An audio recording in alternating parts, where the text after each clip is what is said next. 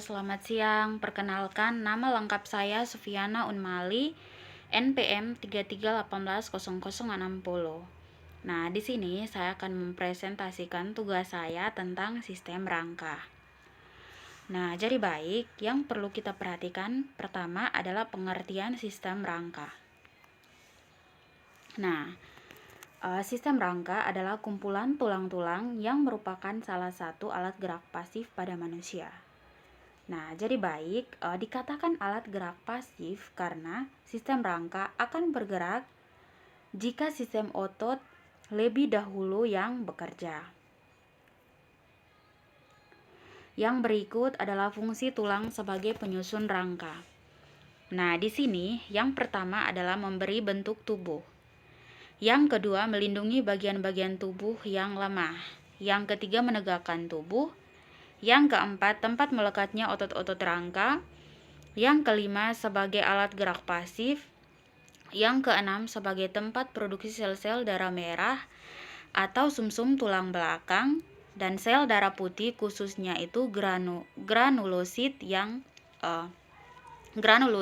monosit, juga di sumsum tulang belakang, sedangkan sel darah putih lain seperti limfosit di kelenjar limfa, kelenjar timus. Nah, yang terakhir adalah sebagai tempat cadangan kalsium. Yang berikut adalah tulang berdasarkan letak atau posisinya. Bagian rangka sumbu tubuh terdiri dari beberapa bagian tulang, yakni sebagai berikut. Yang pertama tulang tengkorak, yang kedua tulang dada, yang ketiga tulang rusuk dan ruas-ruas tulang belakang. Sedangkan bagian-bagian ruas tulang belakang itu terdiri dari 7 ruas tulang leher, 12 ruang tulang punggung, 5 ruas tulang pinggang, 8 ruas tulang ekor yang menjadi satu, dan bagian rangka gerak tubuh atau apendikular skeleton terdiri dari beberapa bagian tulang, yakni sebagai berikut. Yang pertama tungkai atas dan yang kedua adalah tungkai bawah. Yang berikut rangka aksial. Nah, yang pertama adalah tulang tengkorak atau kranium yang terdiri dari tulang tempurung kepala, tulang wajah, dan tulang telinga. Yang kedua, tulang belakang atau vertebrae yang terdiri dari 7 ruas tulang leher, 12 ruang tulang punggung, 5 ruas tulang pinggang, 5 ruas tulang sakralis, dan 3 ruas tulang ekor. Yang ketiga, tulang rusuk yang terdiri dari 7 pasang tulang rusuk sejati, 3 pasang tulang rusuk palsu, dan 2 pasang rusuk melayang. Tulang rusuk memiliki fungsi untuk melindungi organ dalam dada seperti jantung, paru-paru, tenggorokan, kerongkongan, dan lain-lain. Yang keempat, tulang dada yang terdiri dari tajuk pedang, hulu, dan bagian badan. Tulang dada juga memiliki fungsi untuk melindungi organ-organ dalam dada manusia. Yang berikut rangka apendikular. Yang pertama adalah tungkai atas atau ekstremitas superior yang terdiri dari gelang bahu dan tulang tangan. Gelang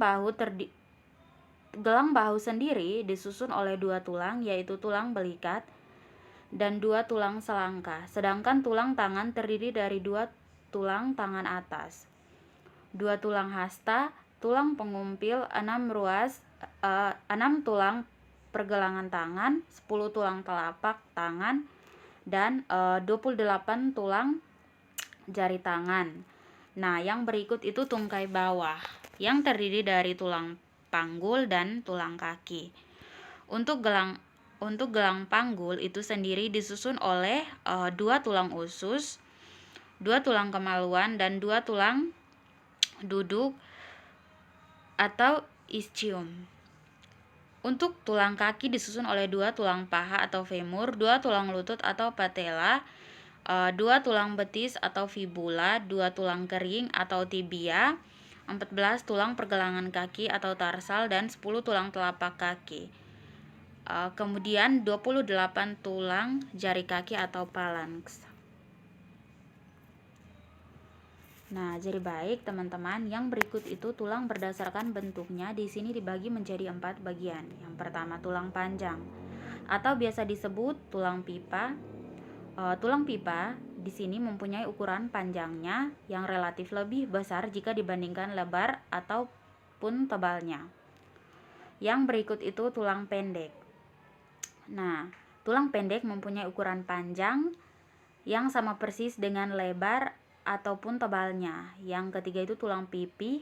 Tulang pipi adalah bagian tulang-tulang yang mempunyai bentuk yang lebar tetapi pipih. Yang keempat, tulang tidak beraturan. Tulang tidak beraturan adalah bagian pada tulang yang tidak bisa dikategorikan pada 3 kelompok tulang di atas, sehingga disebut dengan tulang tidak beraturan. Yang berikut itu tulang berdasarkan jaringan penyusunnya. Yang pertama, tulang keras. Maka, tulang keras mempunyai definisi yakni tulang yang bersifat padat dan keras karena terbentuk dari 70% zat anorganik, terutama zat kalsium fosfat, dan juga terbentuk dari 30% zat organik yang berwujud serabut tebal dan padat yang kemudian saling menjalin keterkaitan atau serabut kolagen. Yang kedua, pada tulang rawan. Nah, tulang rawan tidak ada kandungan zat kristal kalsium fosfat dengan alasan karena tidak mempunyai sel osteosit. Sel sebagai penyusun tulang rawan biasanya disebut dengan sel kondrosit. Yang berikut adalah persendian dalam sistem rangka. Persendian adalah sesuatu yang menghubungkan antar tulang, sehingga tulang-tulang tersebut tidak kaku. Menurut sifat gerakannya, sendi dapat dibedakan menjadi 2.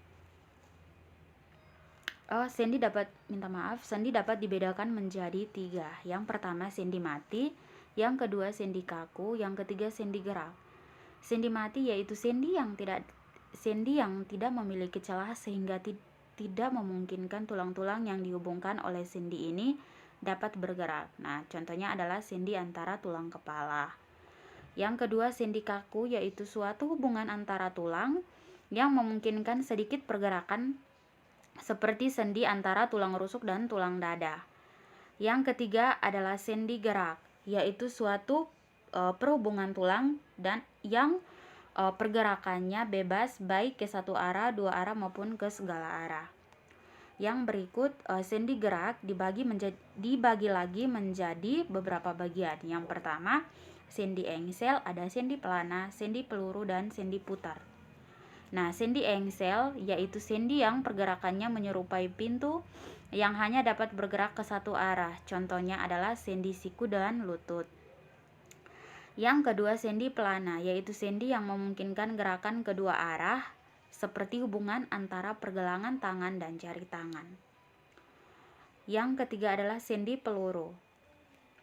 Sendi peluru yaitu sendi yang memungkinkan pergerakan ke segala arah seperti sendi antara panggul dan paha atau hubungan tulang belikat dan tulang lengan atas. Nah, yang terakhir adalah sendi putar. Sendi putar yaitu sendi yang memungkinkan satu tulangnya berputar pada porosnya dan tulang lainnya itu sebagai porosnya. Contohnya adalah persendian antara tulang tengkorak dan tulang leher. Nah, yang berikut adalah gangguan pada sistem gerak. Yang pertama adalah osteoporosis. Nah, jadi baik teman-teman, osteoporosis adalah penyakit yang ditandai hilangnya massa tulang yang tidak normal dan kerusakan struktur tulang pada orang dewasa yang lebih tua. Yang kedua, osteogenesis imperfecta. Penyakit ini adalah kelainan genetik yang membuat tulang patah dengan mudah. Nah, kadang-kadang tulang patah untuk alasan yang tidak diketahui. Yang berikut, kanker tulang. Terlepas dari namanya, kanker tulang umumnya tidak dimulai dari tulang menurut National Cancer Institute. Sebagai besar kasus kanker tulang disebabkan oleh sel-sel kanker yang menyebar dari organ kanker lain. Ada beberapa jenis kanker tulang seperti osteosarkoma, chondrosarkoma, dan sarkoma Ewing.